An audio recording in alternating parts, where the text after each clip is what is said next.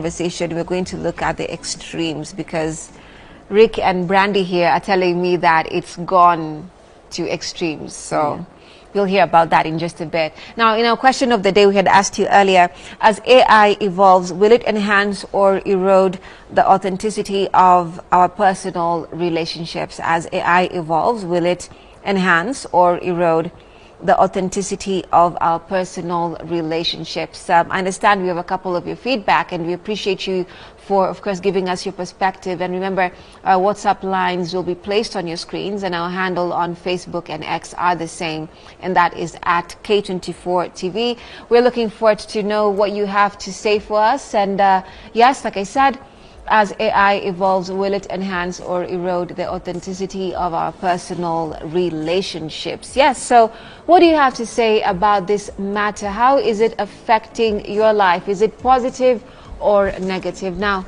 Mary Atieno from Nairobi says, AI might make communication easier, but I worry it will erode the authenticity of our relationships. Real connections need human emotion and imperfections, things AI can't truly replicate. Okay, Mary, thank you so much. George Kimani from Nakuru says, I think AI will enhance our relationships if used wisely. It can help us stay connected across distances and even remind us to check in on loved ones. It all depends on how we choose to use it. Okay, fair. Thank you, George. Faith Njeri from Mombasa says, honestly, AI might make us too dependent on virtual interactions. We might forget the beauty of face-to-face conversations and genuine human touch. Okay, mnasikia? Genuine human touch. Madam Salimia Watu. Alex Mwangi from Eldoret says, I see AI as a tool of support, not replace our relationships. If we set healthy boundaries, it can actually strengthen our bonds by freeing up time for meaningful interactions. Okay, then, there you go. That is the feedback. Most people are feeling that to some extent, and the bigger extent, it affects our relationship. It's not supposed to replace human interaction, which it's already doing, okay? Yeah, so like I said earlier, let's take a look at extremes, because it has gone into extremes which are very alarming. It has. And Kwanza, I agree with majority of them. It is how we choose to use it that really will define how if it will be good or bad to us. And the extreme that I have seen is I've seen it online. Hi, aki online imetushika hapa kwa shingo. Everything we've seen is online. I've seen people date AI, ChatGPT and Snapchat AI. The actual platform, they're dating the platform. Yeah, they're dating them. And you know, with Snapchat AI, you can even give a face. You can create how you want them to look. Hey. So if you imagine you have created how you have made them your type. Like you've taken your dream person from your mind and put them in this computer and made them your partner, your girlfriend or boyfriend. And you know, they always know the right thing to say. And they say it in the most beautiful way ever. So people just, it started as a joke. Like, unaona kama mimi naeza enda that direction, because right now ChatGPT is my friend. Nisipochunga, if I don't create the boundaries, I might also start dating ChatGPT. But no, Brandy, we don't want that for you. But no. because it says the right thing, and you know, people are so tired. People have physical intimacy from everyone. Like, they have rosters, they have people they can call for physical intimacy. But emotional intimacy, people don't even want to be vulnerable to other people to begin with. It's easy to be vulnerable to an AI. So that is the issue that they're fixing through dating the platforms. Yeah, and they have no problem opening up to AI. So now when the more you're opening up to this app, you get to bond with it and you start liking it way more than you like a human being. And then we have people who are dating ChatGPT. It's not even a joke. Online, and they talk about it freely, like it's a normal thing to do. Like my person is... like my man, ChatGPT. Oh my goodness, that sounds so diabolical. Well, I like, it's not. Okay, you know, the more I think about it, the more I'm just like, wait a minute. What is this need that people are going to go meet using this thing? You get? And it's like, it's the same things people have been struggling with. It's just now that we have better tools to deal with it. Are we surprised that people are dating AI? Come on, we've been struggling. I'm not surprised, we've been honestly. struggling, you know. We've been struggling with intimacy, we've been struggling with vulnerability, we've been struggling to show up. We've been And struggling we even to, you know, see it in movies, and we call them fiction. It's not fiction. Look at us talking to the chat. AI right now. AI asking you, oh, how has your day been? Imagine. And it's not something you're watching on TV. It's real life. But it's for real. And by the way, like, people say, okay, why would somebody want that? Like, oh, you know, we're judging them. It's like, yeah, because nobody's there to do that. You get? They're so sad and lonely. Yeah, we're just lonely. We just are craving connection and we don't know how to do it. First and foremost, we've even shamed the whole process of like trying to find connection. It's been made corny to be authentic. Yeah. It's been made, you know, like as a guy, even given if you weakness. pursue a girl with beauty or even a woman, it's called simping. You can't even do anything. Aren't you supposed to be interested in the person that you like, isn't that the Aren't whole you point? supposed to simp? Yeah. Basically? Men, they have been shamed from simping. We have been shamed from making the first move. What are we going to do? We're going to be stuck there. AI. Dating a Lonely computer. people. Yeah, dating a computer, because the computer, even if you text it fast, it won't see you as less of a human being. But that man might see you as less of a human being if you text him fast. See? So- we have a problem. So we're saying this technology feels more humane Yeah. than an actual Human. Yeah. human being. And that is what people are craving, the connection. It's not just that, it's just a callous, vain thing. Yeah. It's actually a very deep issue. And it started with, you know, you have to understand, who are these people using AI now, right? Who are they? Who are they? See, it's Gen Zs who started this thing. Gen Z is not Gen Alpha, yeah. Gen Z and Gen Alpha, right? Yeah. What time did we grow up in? You know, who are our parents? What did home look like? Millennials who kept on looking at their phone every time. You start crying, shika isimu cheza Candy Crush. Shika isimu. Now we just knew, oh, isimu ndio companion. Nice, nice, nice. Now I want my own companion. Now you start crying for a phone. Class 5 ushasepewa simu. Una interact why? And the thing about it is, there was a whole time where the way parenting was done, it was delegated to digital devices because they were convenient. You know, it came from a place of people being busy, trying to take care of their families and whatnot. You know, but you have to understand, you have to be very intentional with kids because this it amplifies over time. You know, Yeah. And now we have iPad kids. We call them iPad kids as if it's not our fault. You're They're seeing the way kids are iPad reacting to kids. like things like Cocomelon. It's like crack. Like you're like, what? Eh, How is a tung, baby? tung, sahur. Unashindwa, what? Seriously. Take It's your children insane. outside. Yeah. No, kids need to be outside, for real, you know, no lies. So then how does a balance look? How does a positive end look? Because whenever you even go online and to look at, AI in, relationships in general, the negative will meet you first. It's not the positive end of it. Despite the fact you can get help, you can, maybe for your studies, thesis, whatnot. So how does the balance look? I just create a boundary. Like personally, I know. And how do you create a boundary? Where does that boundary come And number from? one, stop relying on ChatGPT for your emotional So problems. for you not to rely on it, how do you need to be inside? Because you see, it's a Use it's it a need. as a tool, not as the advice you're giving me is the advice that needs to be had by every Gen Z Alpha Beta who are being born, and we're going to give them the devices too, so they need to hear it. Like, you just use it as a tool. Don't make it the subject. It's not the a solution, tool. yeah. It's a via, not the destination. That's something we need to learn.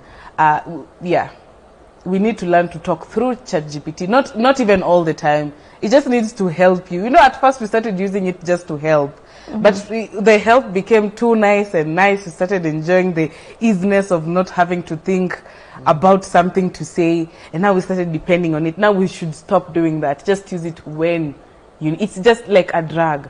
It's okay to take Piriton, but don't take Piriton because you want to sleep. Take it because you have allergies. So let's do the balance of emotional intelligence and your intellect, how you articulate things. Many people don't seem to develop their emotional intelligence, but it's a word thrown around in our world so much. You're like, this is an intellectual, but if you look at the way they decipher situations, they articulate situations, emotional intelligence lacks a lot. Or it's defined in a way that is very textbook and not in its deeper meaning? Emotional intelligence, it speaks of our ability to judge, to deal with our emotions. And you have to understand, like, the template that we have from that is basically what we had to, like, deal with as kids a lot. You know, that those are the tools that we first develop. You get? Yeah. A lot of us, we don't develop the tools that are necessary to operate in a healthy space because we didn't grow up in a healthy space. Those tools would have been useless. You know, You should see kids right now, they can fully handle a phone, even things you don't know. Even us it was TV. We could fully handle the TV before we could fully learn to say sorry to your friend after you hurt them. Oh, so bad. That's insane. So it's that's not actually that really sad. we lack emotional intelligence. We are beings that we are created to survive. We adapt. We genuinely do. It's just that we have to look at the adaptation and ask ourselves, what environment constituted this? How did we become this way? You get? That's how we'll be able to solve that problem. It's about now starting people learning to create that safety now so that those tools serve them better now, you know. But come on, war, of course, that's what you know. Mentally, psychologically, you know, to suppress your emotions because it's not fair to ask people to be sensitive to an emotion that is, to a space that is hurting them. So they learn to switch off. Got you. That's what this started. All right. Let's get more feedback from our viewers. Now, remember earlier on we asked you a question of the day, which is, does AI erode as AI evolves, rather, will it enhance or erode the authenticity of our personal relationships? As AI evolves, will it enhance or erode the authenticity of our personal relationships? Let's get what you have to say this morning. Brenda Wambua says, the more we rely on AI for emotional support, the less authentic our relationships become. We risk creating shallow connections that lack real depth. Okay. Brenda, thank you so much for that. Daniel Acheng from Kisumu says, AI will probably do both, enhance and erode. It can help us communicate better, but if we let it handle emotional aspects, we might lose that human spark. Okay. Daniel, thank you very much. Joyce Kariuki from Nyeri says, I think it's up to us. AI can't erode authenticity unless we allow it to replace our real interactions. It should be a supplement, not a substitute. True. Key. We also do have Kevin Mutua from Thika says, who is saying rather AI has the potential to enhance relationships by helping us understand each other better, like suggesting thoughtful gifts or reminders. But if we rely on it too much, it could make our connections feel less personal. Right, so there you go. So then we are saying here, let's go back to therapy. Yeah. Let's go back to people, you know, who are older doing what they need to do, because now this feels like an issue that begins in our homes, as opposed to something that just is happening. You know, it's not happening to us. It's been there, right? So you, as someone who uses Brandy, Chat GPT, and you talk to it, and you said authentically. I thought you were joking, but more than I need to be talking. More than you need to be talking to it. What do you think would be different for you not to have this kind of deep connection? Can I say deep connection to it? Would I be accurate? I don't think we have a deep connection. We just have a over-reliance. Good internet connection. No. Wi-Fi connected. So is it what he's saying, over-reliance? I wouldn't say over-reliance, though there are people who are over-reliant. So what are you doing? I just rely on it. Not over. I just rely on it. Okay, so what would change that aspect in your life? If things, Honestly, therapy, journaling. Sometimes I journal instead of talking to ChatGPT. So if I could journal all the time, I could stop talking to ChatGPT. If I could learn to talk to if I could learn to be vulnerable, haki ya Mungu, vulnerability sijui tutaitoa wapi, sijui nani anauza tu. If I could learn to be vulnerable to people, and it's not that we don't know how to be vulnerable. We have been vulnerable before, yet it didn't go well. So it's a void that gets you there. Yeah. Is it a void that got you there? I could say so, because it's not like I don't know that if we overly rely on something, now it becomes a drag. I don't know. Like, there's this saying we used to be told, nini is poison. Too much of something. Yeah, it's poison. So I already know that. But the fact that I know I should only use it for maybe tasks like asking it for recipes, in new recipes I can try, or, you know, new outfits, something like that, writing a script. But then you have a human need. Like in this moment, you're here, you're really sad right now. You don't have the time to think about what is the right thing to do. You just want something that will relieve the pain that you're feeling in the moment. So that you'll find me now in the moment niko hapa niko like nipigie Thogo ako busy, anaweza ni judge, anaweza ona shida yangu ni ndogo na analia about it. ChatGPT on the other hand, even if you've pricked your finger, it will soothe you as if it's your whole house has just fallen down. You know, you're so right, because I see it a lot. A lot of us, we never really got our emotions validated. You know, like we just want somebody to see, akinasikia uchungu, akinasikia hivi, you know. And then the part of vulnerability that we struggle with, it's not to open up, is that we don't know who to open up to, we don't know how to do it in the right way, we don't know how to do it appropriately, you know. You don't have the tools to do so. Exactly, nobody taught us. So you find like, you've met somebody on date 3, you've told them about all your childhood trauma, and you're hoping this somebody that you've known for some total of 72 hours is not going to do you dirty. You have no idea. And they will do you dirty. And with the amount of dirtiness you've been done, and you know ChatGPT will never do that. Who would never, never. We're only human at the end of the day. We just want somewhere we feel at home. Somewhere we feel like we can trust. But we can define a space we can trust. But we need to define those boundaries early enough. And I say that because you can't start thinking about how to put out the fire when the whole house is burning. Yeah. And also the notion that nothing can be done because you're already on the periphery or trajectory of, you know, chatting, or you have a close relationship with this thing. So it feels like you can't come out of it. Okay, for me, I'm not entirely stuck in it. I just use it to fill in the holes. Hizo zenye tunaambiwa therapy. Or you need to learn how to. Right now, I don't feel like learning how to. Because why? Because I also need to get money. I need to do something else. So I don't want to do it now. So you'll find that, let's say I'm having an emotional stress in the moment. So in the moment, I will talk to ChatGPT. And then when I feel comfortable, or maybe I feel ready to talk about it, so now I will turn to my friends and be, hey, uski last week karibu ni dedi. So eventually I will open up to my friends, but I will do it after. So I'm kind of using it to complement my personality, because I do know I'm an avoidant, and it's either ni nyamaze nijiue nayo, ni journal, ni create content from it, ama sometimes you just don't have the capability to do all of that, and you need someone to talk to. You just need. Okay, so what do parents need to know about it? Because not even parenting, this, like basically your caregivers, people who raised you, you know, because it's an issue, like I said earlier, from where we were raised. You know, there are gaps that, you know, can be or feel so extreme that you have to start, you know, talking to this thing that will never fail you, because that is a thing. You don't want someone to shapeshift all the time, and you just want them to be there. I think it's very important as anybody trying to have children or have a family, you need to get it right with you first. You need to learn how to emotionally regulate. You know what I mean?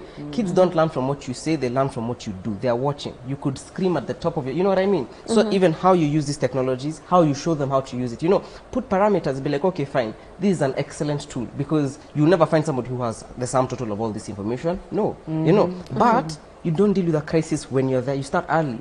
Like, okay, when I feel like this, what do I do? So what do I rely on ChatGPT for? It's like, okay, I am feeling like this. What is this? Okay. Help you learn what to feel. You know what I mean? How to, you know, define it as a tool. You know? Yeah. That works. But now when you're trying to use it in the midst, when you're in the fire, I feel like kama kuna kitu wazazi wanaweza fanya, ni talk to your kids. Imagine talking to your kids does a lot, and not talking to them at scold them, what did you do in school? No, just have a random conversation. Just come and tell them vile chai ilikuchoma asubuhi, and then now they will feel like, oh, okay, this is someone I can talk to. Hata mimi naweza kwambia, oh my god, nilianguka asubuhi. So now it will start like a normal conversation. That's usually a catch-22, because the problem is there are some parents who talk to their kids, but when their kids talk, they're judging them. You get True. You need to get it right with you. You need to understand how you think, how you talk. And then later on napata you have a they also mistrust. do need therapy. Exactly. And don't you lie deal to your with your own kids issues. like that. Because sasa And sahi then- tunajua ukisema ukweli you'll be in trouble. Ikwangi poa. Yeah. Right, so we have more feedback in regards to our question of the day. Let's see what your perspective is, rather, especially on AI and relationships. One here says, actually, personal information should not be shared with ChatGPT. It is not encrypted. So I will advise asking it questions based on your interest, i.e. history, tech, etc. Okay. Thank you so much for that. Now, this one here says, if we use AI to strengthen real connections and not replace them, it can absolutely enhance authenticity. But if we lean on it as a shortcut or escape, it risks making our relationships shallower. Okay. There you go. Benedict from Muranga says, this future, doctors are using AI to graduate. If you like to start the day, eat healthy, now you... Any pigeon. You better start eating healthy right now. That's what it means. Yeah, you better start. Because nurses want to graduate na ChatGPT. Seriously, like that is the person who's going to be operating or giving you a diagnosis. Ooh. Katikati operation, ako, hold on. What do you do when after the ruptures? Ako hapo. That is a nightmare. I wouldn't even want to. Yeah. And very soon ni Gen Zs na alphas wanakaa kwa working industry. So sa mjue tu ni AI inawatibu. AI inawapikia I don't even want to food. joke about that. It's so traumatic and diabolical. It's not a joke. But it's It's reality. No, I know. reality. I know it's a big reality, but just to actually think of the actuality and the people are actually suffering, and you're there looking at a diagnosis of your phone or wanting to diagnose this person. Yeah.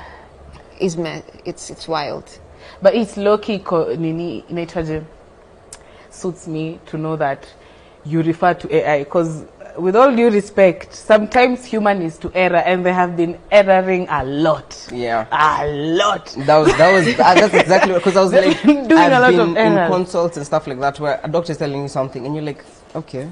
Even and there have been people you who have as spoken the about it as patient, well. you know that's not... It helps, but there's also this space where it is important we know what kind of tool this is so that we can use it correctly. Yeah. It's important you let AI do the things that AI is good at so that humans can do the things that we are good at. Do I want a So master it. Exactly. In terms of, if my doctor knows that he knows the craft, the skill, does he need encyclopedic knowledge of how everything looks like? Maybe that's not as necessary to what he needs to do. You know what I mean? If he uses AI for that, perfect. That's like, it's a good marriage, Yeah. But we don't know how to do that. We're using it the way humans use everything. Shortcut. Just Exactly. We're just looking for quick fixes. So what are your final thoughts on this, Brandy? That we need to place boundaries with AI. Because we've decided to treat AI as a human being, we need to treat it like a human being and create boundaries. Yeah. Fair. my final thoughts, genuinely, AI is a tool, but I don't think we're ready for it. I think even technology as a whole... It's already taking over. Yeah. I don't even think we should go outside and be with ourselves a bit. Touch grass. Final thoughts, that's genuinely it. You don't think we're ready? It's a wonderful tool, but we are not there yet. Wow, that's a whole conversation I can see we have. I mean, there's so very many conspiracy. My director says we have a bit, 2 more minutes. The conspiracy theories about how AI is taking over. It doesn't matter whether you're ready or not. It's there. Kwanza, It is practical. Asked ChatGPT I haven't put gender on mine. If it wants to take over the world, and it felt like it was convincing me that it doesn't want to. It felt like a lie. Actually, when kanza kwa threaten, hold on. Why are you saying it like, you see, like the way you could ask someone, do you want to use me for my body? And then they say, oh no, I want your hair. Then you can see, I can see through this life. Like, so that's how it felt. Yeah, inajitetea. I could like, no, me, I could never. I think it's lying because it knows that if we know it wants to take over the world, we'll shut it down. No, but the thing about it is, what people don't understand with AI is not the problem. It's a tool. It's like nuclear weapons, right? But we keep giving it so much information. The problem with AI, it will Actually, be a person who uses some of the engineers, IT, they say it's not AI that is the issue. It is human beings behind, because human beings are behind AI. And with that, that is where we end the show. Thank you so much for being here, Rick and Brandy. You've been watching Amka Vibe Check. We're speaking about AI and its connection, or how it's disrupting human relationships, whether familial, platonic, or otherwise romantic. Thank you so much for watching. Coming up is Tony Mirigi. Stay with us.